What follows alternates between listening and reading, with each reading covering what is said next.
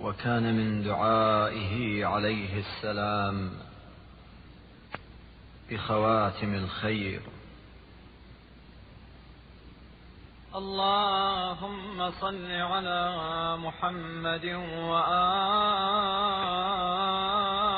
محمد، يا من ذكره شرف للذاكرين،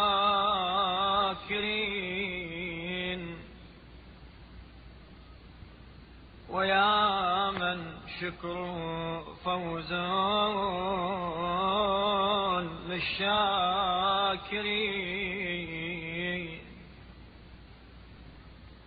ويا من طاعته نجاة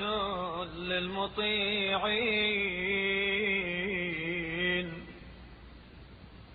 صل على محمد وآله،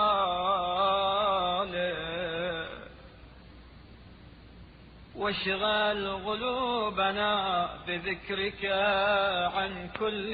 ذكر، والسنتنا بشكرك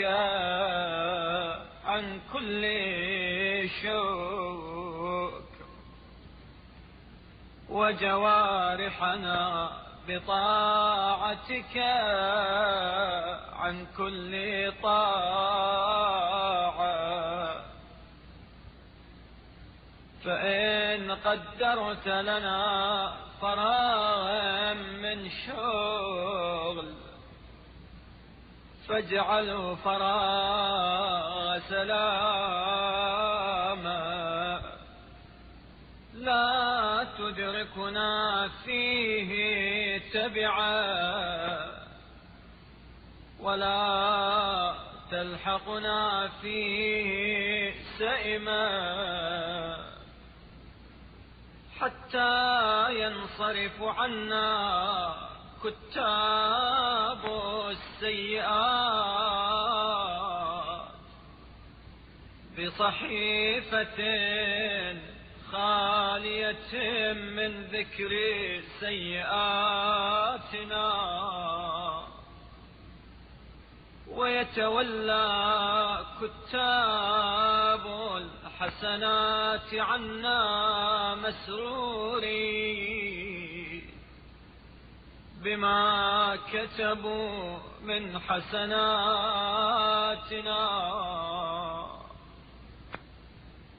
وإذا انقضت أيام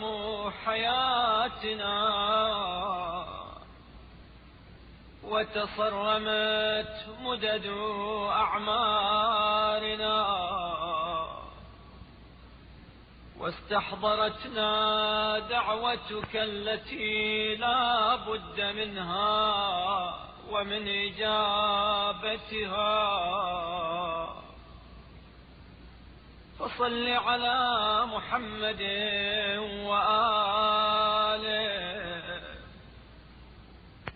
واجعل ختام ما تحصي علينا كتبة أعمالنا توبة مقبولة، لا توقفنا بعدها على ذنب اجترحنا ولا معصية اغترفناها، ولا تكشف عنا سترا سترته على رؤوس الأشهاد يوم تبلو أخبار عبادك، إنك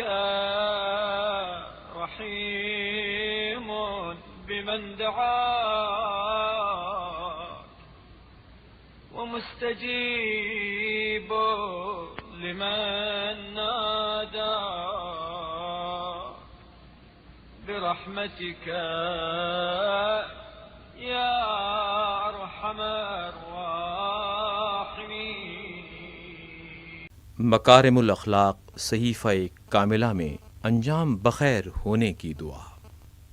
اے وہ ذات جس کی یاد کرنے والوں کے لیے سرمایہ عزت، اے وہ جس کا شکر گزاروں کے لیے وجہ کامرانی، اے وہ جس کی فرما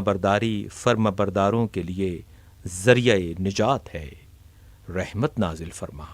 محمد اور ان کی آل پر، اور ہمارے دلوں کو اپنی یاد میں، اور ہماری زبانوں کو اپنے شکریے میں، اور ہمارے اعضاء کو اپنی فرما برداری میں مصروف رکھ کر ہر یاد، ہر شکریے اور ہر فرما برداری سے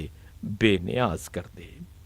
اور اگر تو نے ہماری مصروفیتوں میں کوئی فراغت کا لمحہ رکھا ہے تو اسے سلامتی سے ہمکنار کر، اس طرح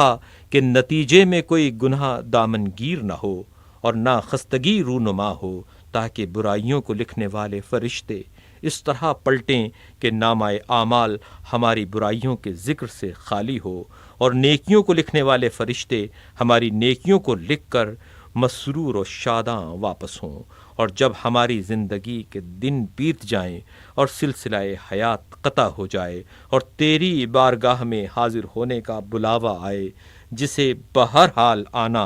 اور جس پر بہر صورت لبیک کہنا ہے،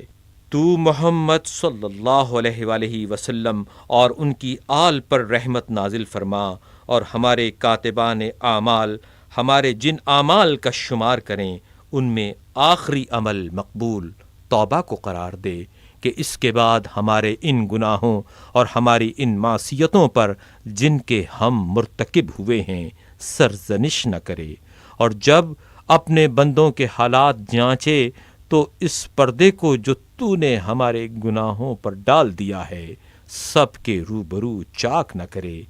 بے شک جو تجھے بلائے تو اس پر مہربانی کرتا ہے، اور جو تجھے پکارے تو اس کی سنتا ہے۔